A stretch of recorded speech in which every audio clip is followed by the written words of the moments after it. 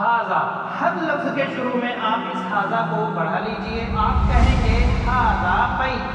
کسی عمارت کے بارے میں آپ کو سمجھ میں نہیں آ رہا کہ کیا ہے تو آپ کہیں گے ما ہاذا. جواب دیا جائے گا ہاذا بیت. بسم اللہ، الحمدللہ، والصلاة والسلام علی رسول اللہ، اما بعد. ارحب بكم في هذا البرنامج المبارک، برنامج التحدث باللغة العربیہ. ناظرین کرام، میں آپ کا استقبال کرتا ہوں عربک اسپیکنگ کورس کے اس ایپیسوڈ میں. امید ہے کہ آپ اس کورس سے مستفید ہو رہے ہوں گے. ناظرین کرام، پچھلے ایپیسوڈ میں ہم نے کچھ افعال کی مشق کی تھی اور ان کے ساتھ الا کو بھی جوڑا تھا. آئیے اسی مشق کو تھوڑا سا اور آگے بڑھاتے ہیں. وہ افعال جو ہم نے پچھلے ایپیسوڈ میں کور کیے تھے وہ کچھ اس طرح سے تھے، آپ کو یاد ہوگا. خرجا، خرجا اس کے معنی ہم نے بتائے تھے نکلا. خرجا یعنی نکلا. ذہبا یعنی گیا.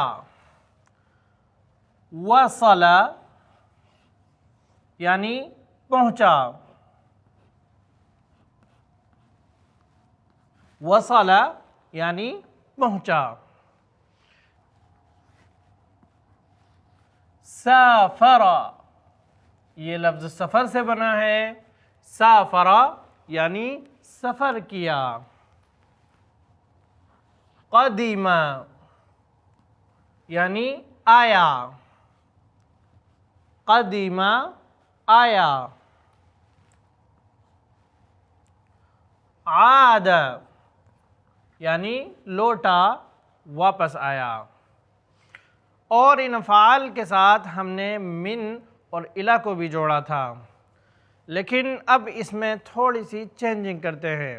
میں بتانا چاہتا ہوں کہ یہ افعال موجودہ صورت میں میسکولین کے لیے آتے ہیں، مذکر کے لیے. خرجا نکلا، ذہبا گیا، وصلا پہنچا، سافرا سفر کیا. اس نے سفر کیا یعنی اس میسکولین نے، مذکر نے. قدیمہ آیا، اور عادہ یعنی واپس آیا، لوٹا. یہ کام کرنے والے یعنی آنے والا، نکلنے والا، پہنچنے والا، سفر کرنے والا اگر کوئی فیمینین ہے، کوئی خاتون ہے، تو اس صورت میں بھی کیا یہ افعال اپنی موجودہ صورت میں ہی استعمال ہوں گے؟ تو ناظرین، بات ایسی نہیں ہے. اگر یہ کام کرنے والا کوئی فیمینین ہے، کوئی مؤنث ہے، تو اس صورت میں ہمیں ان میں تھوڑی سی تبدیلی کرنی ہوگی. وہ تھوڑی سی تبدیلی کیا ہے؟ آئیے دیکھتے ہیں. ہمیں کہنا ہے کہ فاطمہ نکلی، تو ہم خرجا کو ویسے ہی برقرار رکھیں گے، لیکن جیم کے بعد ہم تا کو جوڑ دیں گے. تائے ساکنہ. خرجت. ذہبا، ذہبا اپنی اصلی حالت پہ برقرار رہے گا، اس کے بعد ہم تا کو بڑھا دیں گے. ذہبت، ذہبت. خرجت نکلی، ذہبت گئی. وصلت، وصلت پہنچی. وصلت پہنچی. اسی طریقے سے سافرت سفر کیا، یعنی کسی لیڈی نے سفر کیا. قدیمت، یہاں پر بھی ہم تا کو بڑھا دیں گے. قدیمت یعنی آئی. عادت یعنی لوٹی. اب کون لوٹی؟ وہ لفظ ہم یہاں پر ذکر کر دیں گے خرجت، ذہبت، وصلت وغیرہ کے بعد. جیسے ہمیں کہنا ہے کہ فاطمہ نکلی، تو ہو جائے گا خرجت فاطمۃ. کہاں سے نکلی؟ من الغرفۃ.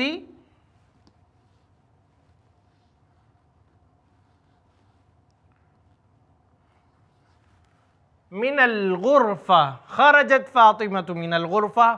فاطمہ کمرے سے نکلی، روم سے نکلی. این ذہبت. این ذہبت کہاں گئی؟ اب ہم کہہ سکتے ہیں ذہبت الی المطبخ. فاطمہ روم سے نکلی. وذہبت الی المطبخ. اگر ہم اسے پیچھے سے جوڑیں گے تو واو کا اضافہ کر دیں گے. فاطمہ روم سے نکلی اور مطبخ گئی. وصلت البنت.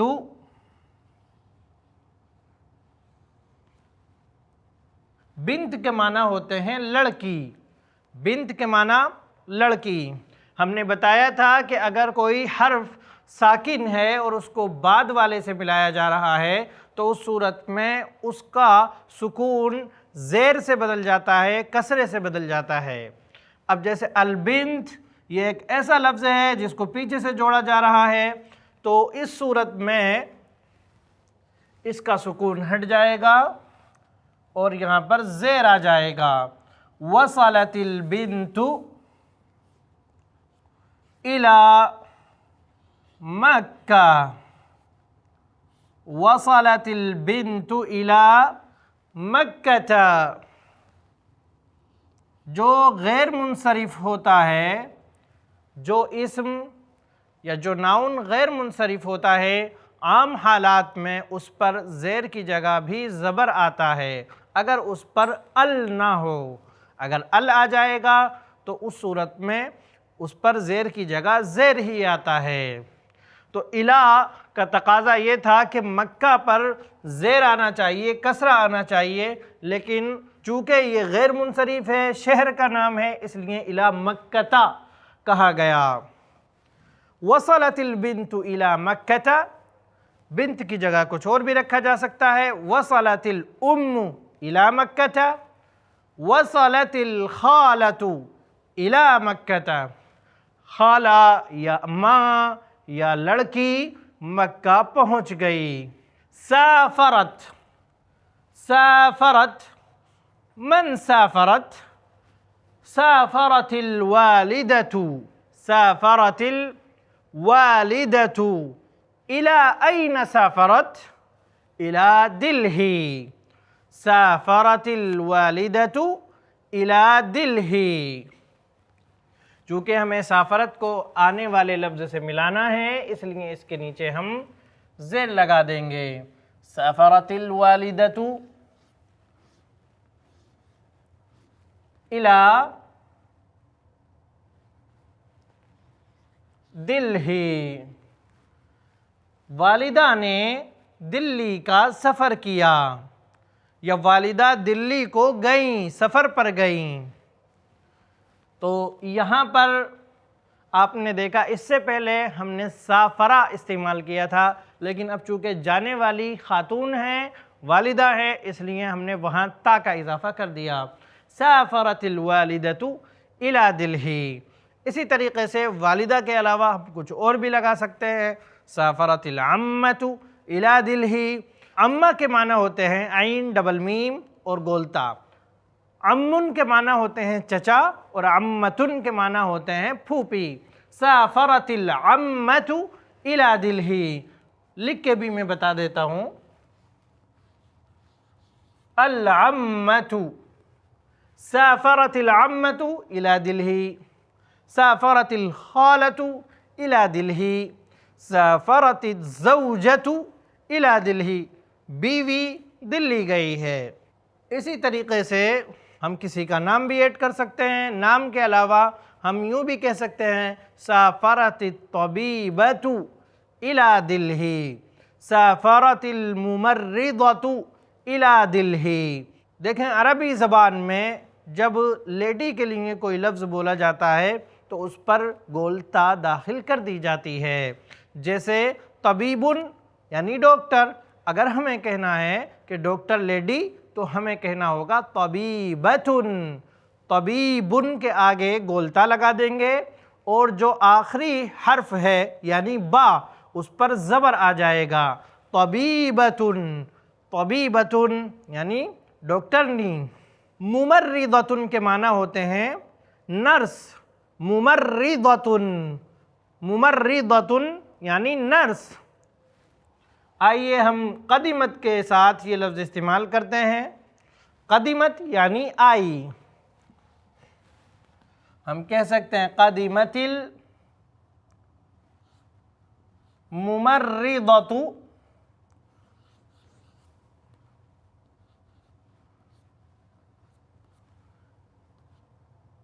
الی المریض، یعنی نرس مریض کے پاس آئی، الی المریض۔ اسی طریقے سے کوئی لیڈی انجینئر ہے تو اب تک آپ نے پڑھا کہ مہندسن کے معنی انجینئر ہوتے ہیں، تو ہمیں لیڈی کے لیے اگر یہ لفظ استعمال کرنا ہے تو گولتا بڑھا دیں گے اور کہیں گے المہندسۃ یعنی انجینئر لیڈی۔ ہم کہہ سکتے ہیں عادت المہندسۃ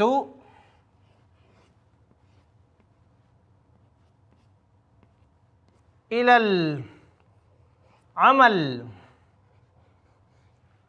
یہاں پر ہم سکون کو مٹا دیں گے اور تا کے نیچے زیر لگا دیں گے کیونکہ اس کو بعد والے لفظ سے ملایا جا رہا ہے۔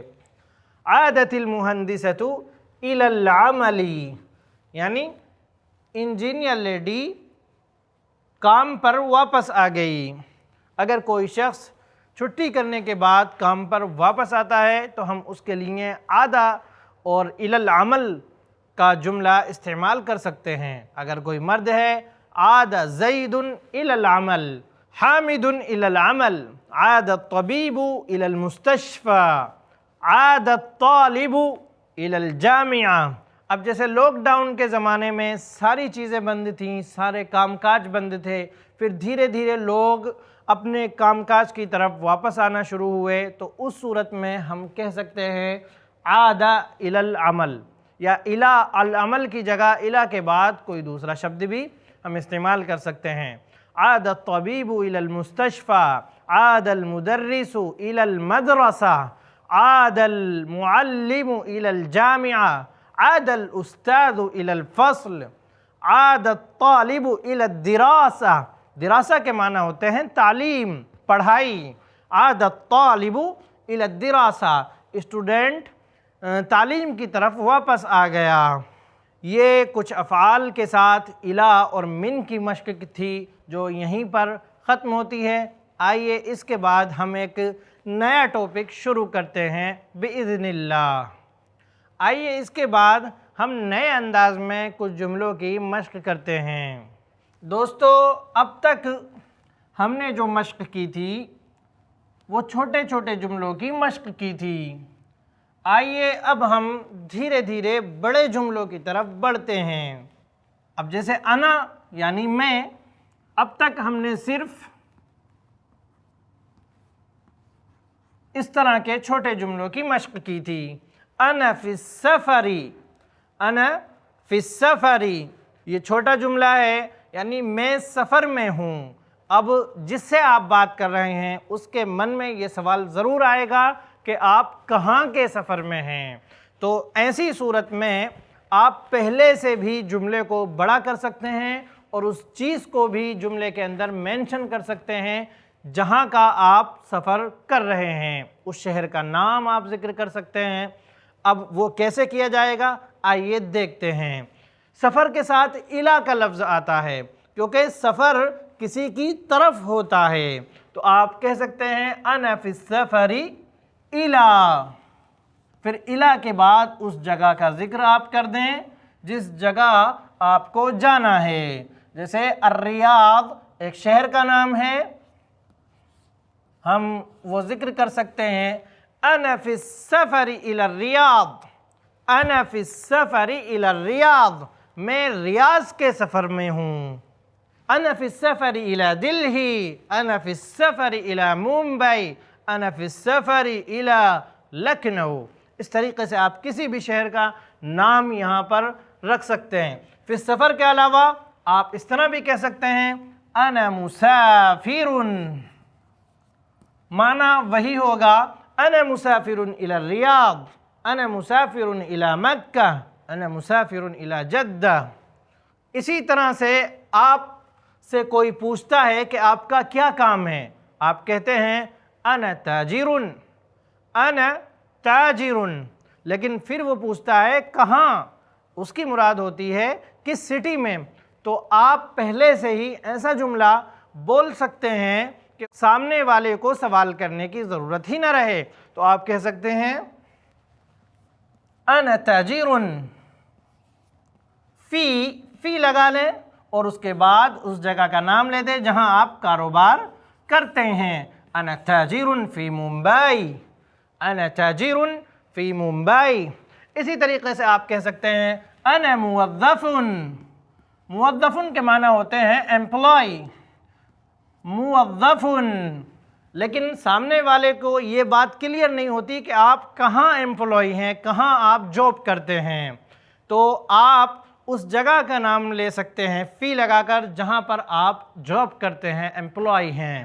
آپ کہہ سکتے ہیں انا موظف فی الشرکہ، فی الشرکہ، میں کمپنی میں امپلائی ہوں۔ اسی طریقے سے آپ کہتے ہیں انا طالب، لیکن سامنے والے کو یہ سمجھ میں نہیں آتا کہ آپ اسکول میں طالب علم ہیں یا یونیورسٹی میں ہیں یا آپ کس شہر میں طالب علم ہیں، تو آپ فی لگا کر یونیورسٹی یا مدرسے کا ذکر کر سکتے ہیں۔ آپ کہہ سکتے ہیں انا طالب فی المدرسہ، میں اسکول میں طالب علم ہوں، میں اسکول میں اسٹوڈنٹ ہوں۔ یا فی الجامعہ، جامعہ کے معنی ہوتے ہیں یونیورسٹی، یونیورسٹی، انا طالب فی الجامعہ۔ اسی طریقے سے آپ کہتے ہیں انا مدرس، تو وہاں پر بھی آپ کہہ سکتے ہیں انا مدرس فی الجامعہ، انا استاذ فی الجامعہ، انا مدرب فی الجامعہ، انا مدرب فی القیادہ۔ قیادہ کے معنی ہوتے ہیں ڈرائیونگ اور مدرب کے معنی ہوتے ہیں ٹرینر۔ آپ کہہ سکتے ہیں انا مدرب فی القیادہ، یعنی میں ڈرائیونگ کے سلسلے میں ایک ٹرینر ہوں۔ اسی طریقے سے آئیے اسی انداز کے ہم اور جملوں کو لیتے ہیں۔ عربی میں ایک ورڈ آتا ہے حر، حر، انت حر، ہمیں کسی سے کہنا ہے تم آزاد ہو، تو آپ کہہ سکتے ہیں انت حر، لیکن سامنے والے کو یہ سمجھ میں نہیں آتا کہ میں کس چیز میں آزاد ہوں، تو آپ اس چیز کا نام لے سکتے ہیں فی لگا کر، انت حر فی العمل، یعنی آپ کام کرنے میں آزاد ہو، اپنی مرضی سے کام کر سکتے ہو۔ آپ اپنے امپلائی کو کہہ سکتے ہیں انت حر فی العمل، آپ اپنے بچوں سے کہہ سکتے ہیں انت حر، انت حر فی الدراسہ، یعنی تعلیم میں تم آزاد ہو، آپ کسی بھی سبجیکٹ کو چوز کر سکتے ہو۔ انت حر فی العمل، انت حر فی الطعام۔ اسی طریقے سے آپ کہتے ہیں حامد مدیر، حامد مینیجر ہے، لیکن یہ سمجھ میں نہیں آتا کہ حامد کہاں پر مینیجر ہے، تو آپ اس کا ذکر بھی کر سکتے ہیں فی المستشفیٰ، یعنی حامد ایک اسپتال میں مینیجر ہے، حامد اسپتال میں مینیجر ہے۔ یا آپ گیٹ مین ہیں، گیٹ مین کی عربی آتی ہے حارس، آپ کہہ سکتے ہیں انا حارس فی المدرسہ،